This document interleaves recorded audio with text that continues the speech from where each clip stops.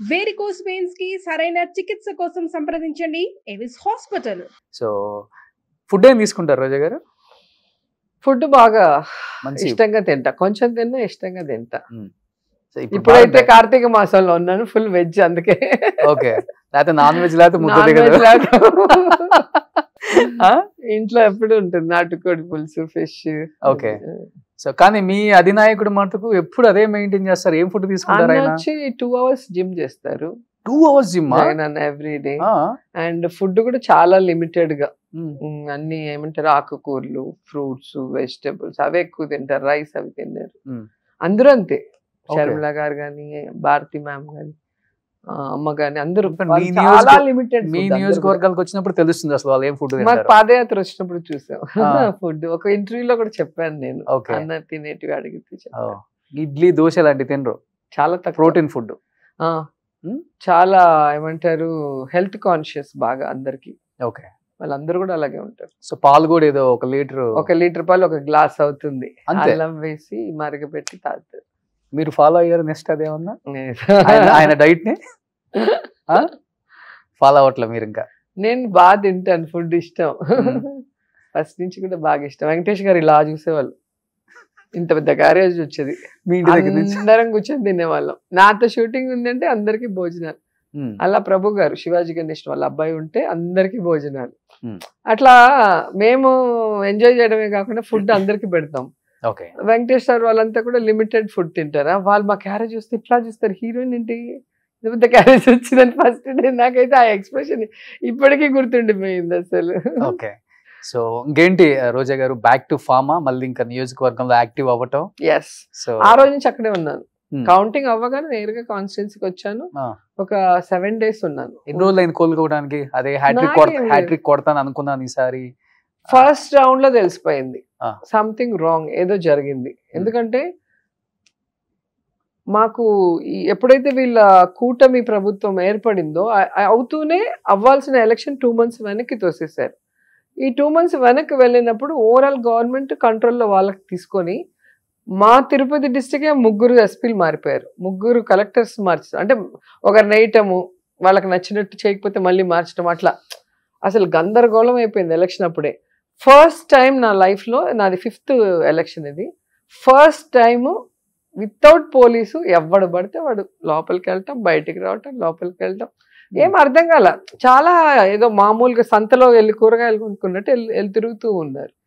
So ఇవన్నీ కూడా చాలా ఘోరంగా జరిగింది. అయినా కూడా మాకైతే నిజంగా డౌట్ రాలేదు ఎప్పుడు కూడా. ఫస్ట్ రౌండ్ అవ్వగానే వడమాలపేట అనేది మాకు కాన్స్టిట్యున్సీకి హాట్ లాగా మా పార్టీకి. ఎప్పుడు నేను 2 సార్లు గెలిచింది కూడా ఆ మండలం వల్లే గెలిచాను. అక్కడ నాకు స్టార్ట్ అవుతుంది మెజారిటీ, అక్కడ నుంచి అలా వెళ్తుంటా, ఇంక తెగదు. అక్కడ ఫస్ట్ రౌండ్ 3000 వచ్చేసింది వాళ్ళకి. నాకేం అర్థం కాదు, 1 నిమిషం ఇలాగే ఉన్నా. సెకండ్ రౌండ్ మళ్ళీ 3000. సో అర్థమైపోయింది సంథింగ్ రాంగ్, ఏదో జరిగింది, ఇది జనం ఇచ్చిన తీర్పు కాదు. నేను వెళ్తున్నా అని చెప్పి బయట వచ్చేసాను కదా, మీరు చూసుంటాను, వెంటనే వచ్చేసాను నేను. లేకపోతే మా కాన్స్టిట్యున్సీ ఎప్పుడు కూడా 1000, 2000. 858 ఫస్ట్. ఇప్పుడు నాది కాదు, వాళ్ళ డాడీ నుంచి ఉన్నారు కదా ఇప్పుడున్న క్యాండిడేట్ డాడీ ముద్దుకృష్ణ నాయుడు కూడా 1200, 1600 తోనే గెలిచారు చంగారెడ్డి మీద. సో అక్కడ 1000, 2000, ఓహో అంటే 5000, 6000 అంతే. 40,000 అంతా అసలు తలకిందులు తపస్సు చేసినా కూడా ఉండదు. సో అది మనకి ఫస్ట్ రౌండ్ అర్థమైపోయింది కదా సంథింగ్ రాంగ్ అనేది. నేను వచ్చేసాను, నేను పెద్ద ఇంకా దాని గురించి ఆలోచన కూడా లేదు, అంతే. లాస్ట్ వరకు వచ్చి ఒక 1000, 2000 తోడిపోతే బాధేసి ఉండేది. ఏంట్రా ఇంత కష్టపడ్డాము, ఇంత సర్వీస్ చేసాము, ఇంత డెవలప్మెంట్ చేసాము, ఎందుకు ఓడిపోయామని ఒక బాధ ఉండేది. ఇది అర్థమవుతుంది కదా. సో అంతే, క్యాజువల్ గా బయటకు వచ్చా, నేరుగా కాన్స్టిట్యున్సీకి వచ్చా. ఇంకా అందరూ వచ్చి ఓవని బాగా కష్టపడి వర్క్ చేశారు అందరూ కూడా సిన్సియర్గా. ఏంటి ఎవ్రీ హౌస్ కి వెళ్ళాలి కదా, అవును, మీకు వచ్చిందా రాలేదా, ఎవరికైనా మిస్ అయితే మళ్ళీ వాళ్ళకి ఆ వెల్ఫేర్ కానీ వాళ్ళ ఊర్లో అడిగిన డెవలప్మెంట్ ఏది లేకుండా చేశారు. ఇది లేదు అనకుండా వాళ్ళు అడిగిన ప్రతిదీ చేసి ఇచ్చాం. సో అలాంటప్పుడు అలా అయినప్పుడు పాపం లీడర్స్ అయితే చాలా ఏడ్చారు, నాకే బాధ వేసింది. నేను అందరినీ, నన్ను ఓదార్చాల్సింది పోయి నేను అందరినీ ఓదార్చా. సో 1 week ఉండి అన్ని మండలాల్లో ఒక్కొక్కరుగా మండలం వస్తే అందరితో మాట్లాడి ధైర్యం చెప్పి అందరినీ కన్విన్స్ చేసి మళ్ళీ చెన్నైకి వెళ్ళా. ఒక 3 days ఉండి మళ్ళీ వచ్చేసారు. మళ్ళీ స్ట్రాంగ్ అవుతుంది. నేను అక్కడే ఉన్నా, మీ టీవీలోనే చెన్నైకి వెళ్ళిపోయా, ఇల్లు అమ్మేసా, విజయవాడ అంటే నేను నగిరిలోనే ఉన్నాను. ఇంక నగిరిలో రోజు తిట్టమంటే తిడతాను నేను, మీరు వేసుకుంటానంటే, ఉన్నానని తెలియాలంటే తిడితే కానీ వేయట్లేదు, పొగిడితే ఎవరిని వేయడువే మీరు. సో మీరు అలా ఉంటేనే అందరికి తెలుస్తారు అయితే. అవును, మరి ఇష్యూ జరిగింది మొన్న, ఒక అమ్మాయిని చంపేశారు వడమలపేట, ఇంక అక్కడికి వెళ్ళి మాట్లాడటం. లేకపోతే మామూలుగా ఊరికి ఏం మాట్లాడతాం మనము? ఇప్పుడు గుడికి వెళ్ళేసి ఏదో వీడియో పంపించలేము, లేదా ఇంట్లో కూర్చొని ఉన్న వీడియో పంపించలేము. లీడర్స్ అందరూ వస్తారు కదా, ఎవ్రీడే మార్నింగ్ టు ఈవినింగ్ వస్తూ ఉంటారు. వాళ్ళు స్కూల్స్లో, కాలేజ్ సీట్స్, లేకపోతే వాళ్ళ హాస్పిటల్లో ఎవరైనా జాయినింగ్ అవ్వాలంటే ఫోన్ చేస్తారు. అవన్నీ మేమే కదా చూసుకోవాలి. నా ఫోన్ డైరెక్ట్ యాక్సెస్, చిన్న కార్యకర్త వరకు ఎవరైనా ఏ టైంలో నాకు ఫోన్ చేస్తే ఇమీడియట్ నేను వాళ్ళతో మాట్లాడి చేసి. అలా యాక్సెస్ ఉండబట్టి అన్ని ఫోన్ కూడా. ఏమైంది? సో మీ వెల్ విషెస్ కూడా ఎక్కువ కాల్ చేసేది, ఫోన్లు చేసి ఎక్కువ తిట్టడం. అంత సీన్ లేదు బిఫోర్ పాలిటిక్స్ లో, అంత సీన్ ఇవ్వదు. ఫోన్ చేసి మాట్లాడితే కాల్ చేతులు ఇంచేస్తాయి, ఏదంటే అది మాట్లాడితే. అట్లా తెలియదు, అంత ధైర్యం చేయదు. తమిళన్స్ హీరోయిన్ ఉన్నప్పుడు అదొక క్రేజ్ ఉంటుంది కదా, అల్లరి పిల్లలు. పాలిటిక్స్ వచ్చిన తర్వాత ఎప్పుడు లేదా ఇలాంటి వచ్చాక నాకు ఫోన్ చేసి ఎవడు మాట్లాడారు, వాట్సాప్ లలో పంపటాలు. నేను అసలు కొత్త నెంబర్లు ఎత్తాను కదా, ఆల్మోస్ట్ అన్ని ఫీడ్ చేసి ఉంటా మా కాన్స్టిట్యున్సీలో ప్రతి ఒక్కరి నెంబర్. అందుకే ఎవరికైనా చెప్తా నేను, ఒకవేళ ఫోన్ ఎత్తలేకపోతే ఏదైనా పని మీద ఉండి మీరు మెసేజ్ పెట్టండి అంట. ఒకవేళ కొత్త నెంబర్ వస్తే నేను ఎత్తాను కదా, సో వాళ్ళు మెసేజ్ పెట్టేస్తారు కదా, పలానా ఊరు పలానా వాళ్ళని మాట్లాడాలంటే వెంటనే నేనే చేస్తాను. సో ఇప్పుడు అందరికి అలవాటు చేసి. ఇప్పుడు ఎప్పుడైనా జగన్ గారికి చేయాలనుకుంటే మీరు డైరెక్ట్ చేస్తారు, ఫోన్ వాడతారా ఆయన? అసలు అన్నయ్య ఫోన్ వాడరు. అధికారంలో ఉన్నప్పుడు కూడా ఎప్పుడు లేదు, ఏ రోజు కూడా ఫోన్ లేదు. ఆయన ఫోన్ పట్టుకోవడం ఎంతవరకు చూడలేదు. ఎవరు భారతమ్మ కూడా ఫోన్ వాడరు. వాళ్ళ కమ్యూనికేషన్ ఎలా? మన కేఎన్ఆర్ గారు ఉన్నారు కదా, వాళ్ళకి ఫోన్ చేస్తే ఏదైనా అర్జెంట్ విషయం అయితే వాళ్ళు ఇస్తారు ఫోన్. అలాగే భారతమ్మకు కూడా ఒక పిఏ ఉన్నారు, పిఏకి ఫోన్ చేసి మనం ఏం విషయం అని చెప్తే వాళ్ళు చెప్తారు, వెంటనే ఫోన్ లోకి వచ్చేస్తారు. ఇప్పుడు వాళ్ళ అమ్మగారు చేయాలనుకున్నా, ఎవరు చేయాలనుకున్నా వాళ్ళకి చేయాల్సిందే. నెంబరు ఇంట్లో వాళ్ళతోనే ఉంటారు, ఎప్పుడు కూడా పక్కనే ఉంటారు. ఓకే, పక్కనే ఉంటారు, వాళ్ళ దగ్గర ఉంటుంది ఫోన్. కానీ ఫోన్ లేకపోతేనే చాలా సమస్యలు పరిష్కారం దానంతటే అవుతాయి అనిపిస్తుంది ఇప్పుడు చూస్తే.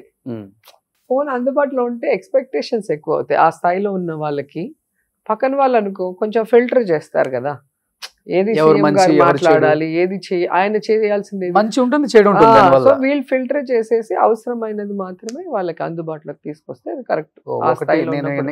ఇలాంటి ఫస్ట్ టైం చూడటం ఇలాంటి చీఫ్ మినిస్టర్ ఫోన్ వాడిన. ఇంకొకటి రేవంత్ రెడ్డి గారు కూడా వాడర్ అని ఈ మధ్య తెలిసింది. హెల్తీగా ఉంటారు, అందుకే వాళ్ళు. రేవంత్ రెడ్డి గారు కూడా వాడర్ అంట. ఆయన ఫోన్ ఉంది, ఎత్తడు అంతే. ఆయనకు అవసరం ఉంటే మాట్లాడేవాళ్ళు అప్పుడు కూడా. కొడాలి నాన్న అంతే, ఆయనే ఫోన్ చేస్తేనే ఎవరికన్నా, ఎవరైనా ఫోన్ చేస్తే ఎత్తారా అన్న కూడా. ఓకే, సో అట్లా వాళ్ళ ఇద్దరు అలవాటు అలా ఉంటుంది. సో ఎక్కువ అన్నానే పిలుస్తారు మీరు నాయకుల్ని? కొడాలి నాన్న వాళ్ళు నాకు అప్పటి నుంచి తెలుసు కదా, అంటే నాయకుల్ని ఎక్కువ అందరినీ అన్నాను. అన్నగా ఫీల్ అయిన వాళ్ళని అన్న అంటే, అందరిని ఎందుకు అన్న అంటాను నేను? దానికి ఒక వాల్యూ ఉండాలి కదా, అన్నకి కూడా ఒక వాల్యూ ఉండాలి. అన్న అనే పదం చాలా పవిత్రమైంది. ఏదో టైం పాస్ కి అందరిని అన్న అనేది అట్లా ఇష్టం ఉండదు నాకు. కేసీఆర్ గారిని అన్నానే అంటారు కదా. నేనా? నాన్న, పెదనాన్న, ఓ బిడ్డ అంటారు కదా. ఓ సూపర్. సో ఎనీహావ్ మళ్ళీ బ్యాక్ టు కాన్స్టిట్యున్సీలో గట్టిగా ఉన్నారు, చెన్నై వెళ్ళలేదు. నేను నన్ను నమ్ముకున్న వాళ్ళకి, నేను ఓడిపోయాం కాబట్టి అంటే నాకు ఓటేసిన వాడికి నేను చూసుకోవద్దా? నాకు పనిచేసిన లీడర్స్ ని, కార్యకర్తలను చూసుకోవాలి, నా ఓటేసి అభిమానించిన వాళ్ళని నేను చూసుకోవాల్సిన అవసరం ఉంది. కాబట్టి ఒక కంటిన్యూస్ గా ఈ 5 months లో మీరు చూడండి, పేపర్ తెప్పించుకొని చూస్తే తెలుస్తుంది. అన్ని స్టేట్ న్యూస్లు రావు కదా. అవును, కుంభాభిషేకాలు కానీ, డెత్లు కానీ, పెళ్లిళ్ళు కానీ, పరామర్శలు, కాల్ ఫ్రాక్చర్ అయి ఉంటుంది, లేదా హెల్త్ బాగాలేదు, అన్ని కంటిన్యూగా చేస్తూ ఉంటా. నా స్టేటస్ చూస్తే మీకు తెలుస్తుంది. ఎవ్రీడే నా స్టేటస్ చూస్తే ఒక రైలు లాగా ఉంటుంది. నేను ఎక్కడున్నాను, ఏం చేస్తున్నాను అనేది మీకు తెలిసిపోతుంది. సో ఎలక్షన్స్ టైంలో జగన్ గారిని మెప్పించే ఒక డైలాగ్ చెప్పారు, ఆయన ఆపకుండా నవ్వుకున్నారు. ఏది? సో మొరగని కుక్క ఉండదు, వాగని నోరు ఉండదు, ఇది రెండు లేని ఊరే ఉండదు. అది అర్థమైందా రాజా?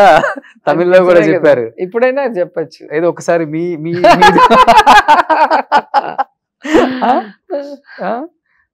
రజనీకాంత్ గారిని ఉద్దేశించి ఆయన డైలాగ్ ఆయనకి ఎందుకు చెప్తాం?